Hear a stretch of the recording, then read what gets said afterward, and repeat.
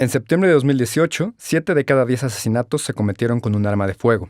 El año pasado, según el INEGI, se cometieron 93 homicidios diarios. En noviembre, se realizó un foro para analizar la grave crisis de violencia armada que atraviesa el país. Uno de los organizadores fue la ONG 24/0. Platicamos con Magda Cos, su directora, sobre cómo llegamos a estos números y qué se puede hacer para frenarlos.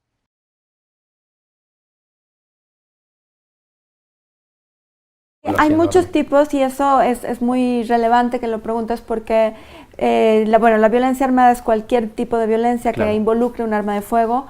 Sin embargo, hay diferentes tipos. Va desde lo interpersonal hasta los conflictos bélicos, pasando por el tema de pandillas, de crimen organizado, del Estado contra civiles. Pero cada uno de estos tipos de violencia debería de tener una respuesta diferente por parte de las autoridades y por parte también de la sociedad civil para hacerle frente y contenerla.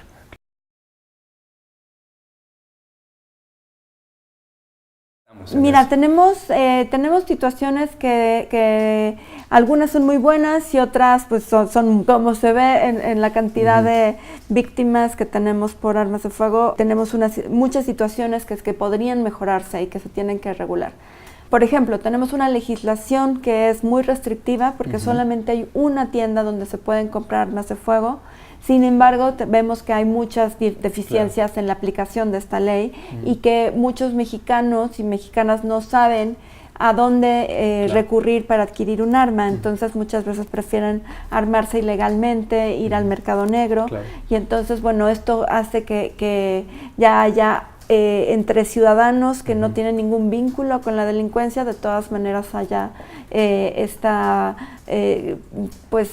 digamos que esta adquisición ilegal de armas de fuego. Por otro lado, México tiene internacionalmente una posición muy buena, muy progresista, muy vanguardista, para impulsar tratados y acuerdos internacionales que controlen mejor las armas. Sin embargo, muchos de estos acuerdos pues no están debidamente armonizados con las legislaciones internas. Entonces, bueno, estos controles son muy buenos, pero pues, por ejemplo, te comento, ¿no?, sobre el Tratado de Comercio de Armas, que es un tratado que busca que todas las transferencias de armas sean mucho más transparentes y se sepa de qué país a qué país se venden y se importan y se exportan las armas. Sin embargo, bueno, ya en la aplicación puede tener muchas barreras, como puede ser que no todos los países dicen cuáles son sus números de exportaciones y puede haber diferencias entre lo que te dicen unos países y otros.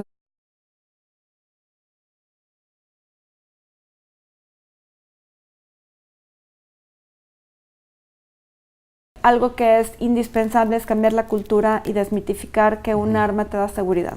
Porque los ciudadanos no estamos listos para defendernos del crimen, de la delincuencia, y es mucho más probable que tú utilices un arma que tienes en tu hogar para matar a un conocido, o sea, o aparentemente defenderte en una situación que tú creas que estás en peligro, pero que acabes matando a una persona conocida de la familia, que a un desconocido en defensa propia.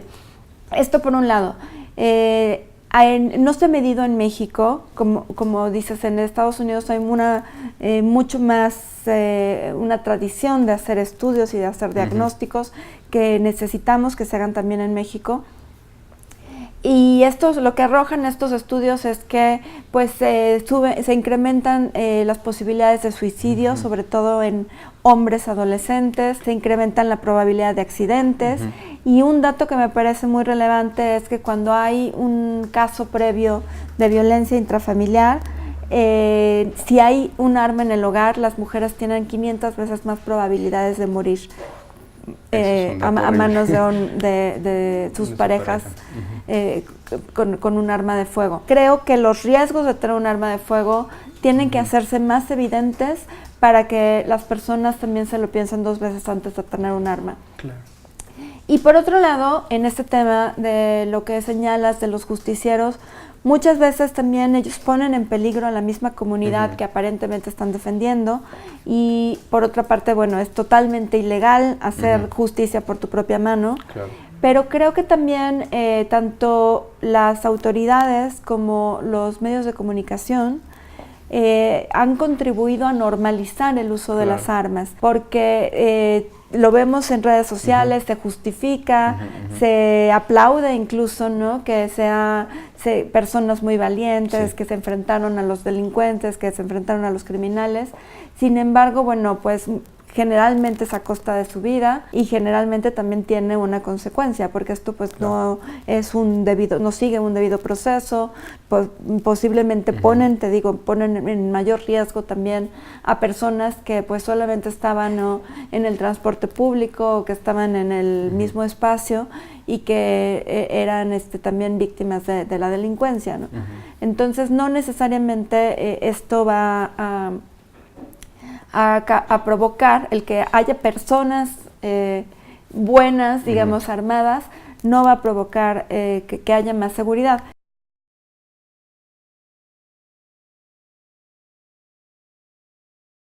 Sí, el tema y el término de masculinidad tóxica es un término que yo manejo muy frecuentemente y vinculado con las armas de fuego, porque sí existe una relación entre las armas de fuego y la masculinidad tóxica. 9 de cada 10 víctimas de la violencia armada son hombres y también el 90% de quienes tienen armas a nivel mundial son hombres. Y también podemos ver que el porcentaje de quienes cometen homicidios es mucho más alto entre los hombres que las mujeres. Entonces, sí hay todo un vínculo y creo que eso también es un problema cultural. En Estados Unidos tienen una cultura de tener armas, pero en México tenemos una relación con las armas que también atraviesa lo cultural. Y entonces es que los hombres que tienen un arma son más fuertes que los otros, que tienen que hacerse un lugar en la sociedad a través de la violencia y a través de expresarse con amenazas o con violencia, y que por eso les es muy útil un arma de fuego. Muchas veces los hombres compran un arma de fuego no porque tengan la intención justamente de defenderse, que finalmente ese es un derecho que sí tendrían los mexicanos, ¿no?, de tener un arma en su casa para defenderse. Sin embargo, la compran como por una cuestión de moda, entonces necesitan un arma de mayor calibre, un arma que no está permitida dentro de la ley, ¿no? Entonces estas son indicadores, ¿no? Y muchos de los entrevistas que se ha hecho con personas que están armadas o que cometieron algún ilícito armado, lo que se dicen es que ellos tienen una sensación de legitimidad y de respeto, que ellos obtienen este respeto a través de apuntar a alguien con un arma. Cuando en Estados Unidos estaban prohibidas las armas de asaltos, eran más caras en México y entonces había menos armas rifles de asalto en escenas delictivas o en decomisos, pues se encontraban con menos frecuencia. Y en el momento en el que se levantó la prohibición, entre los decomisos empiezan nuevamente a ver que hay más rifles de asalto. Y lo mismo te podría decir, ¿no?, que sucede con armas que son de uso exclusivo del ejército. Y tiene que ver incluso con el vínculo que tiene el mercado legal con el mercado ilegal de armas. El mercado ilegal en todos los países del mundo se alimenta del mercado legal. Generalmente las armas empiezan como con una producción legal y que a través de las transferencias que acuerdan los países para surtir y para abastecer a sus fuerzas de seguridad, a la policía, a las empresas de seguridad privada, a civiles, de todos estos, digamos, cargamentos de armas, puede haber sustracciones, puede haber corrupción que empieza a desviar estas armas a agentes no estatales, hacia personas que no están autorizadas, o pues a personas que a veces pues sí están autorizadas, pero que hacen un mal uso de estas armas.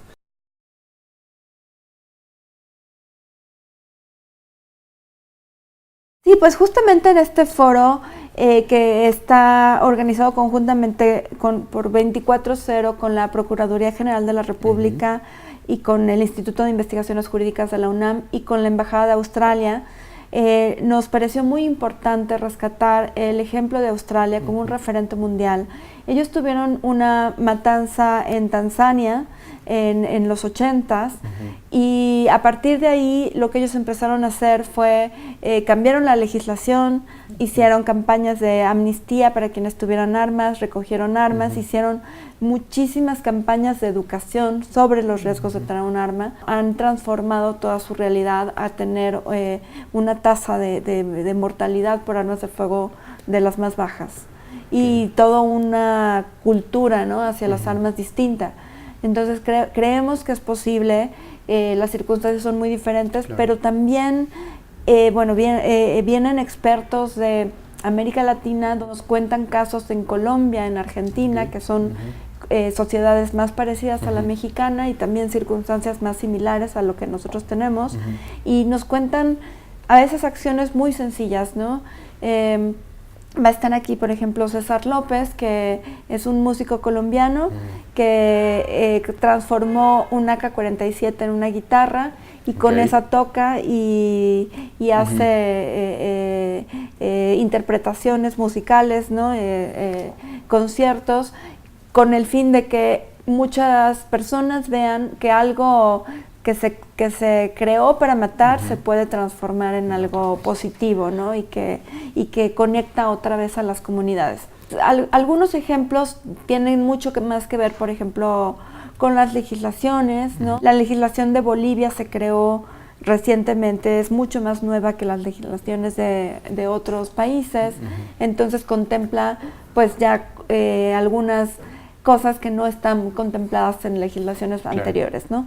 Tenemos que también ir un poco más allá de lo que es la realidad ahorita, ¿no? Y también imaginarnos qué viene. Por ejemplo, quedan fuera de la mayoría de las legislaciones todo el tema de las armas en 3D, ¿no? De que cada quien pueda imprimir su arma, de partes, ¿no? Y pedirlas por internet y mandarlas por correo, ¿no? Entonces, bueno, hay situaciones que no se tenían previstas, que ahora son situaciones que muchas veces aprovechan el crimen organizado para armarse, por un lado, pero también creo que algo que es muy relevante para nosotros es que todos estamos expuestos a recibir una bala cuando hay una sociedad tan armada, y que no solamente es en contextos de violencia o de delincuencia, sino que puede ser que tu vecino está armado y que se hace de palabras, que mucho de las muertes por arma de fuego tienen que ver con una mala resolución de conflictos y con la falta de una cultura de paz. Esto no solamente está en manos de las autoridades, sino de todos los mexicanos.